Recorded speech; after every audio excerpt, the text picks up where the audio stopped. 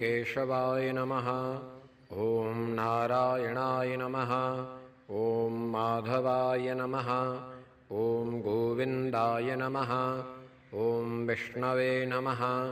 ॐ मधुसूदनाय नमः। ॐ त्रिविक्रमाय नमः। ॐ वामनाय नमः। ॐ श्रीधराय नमः।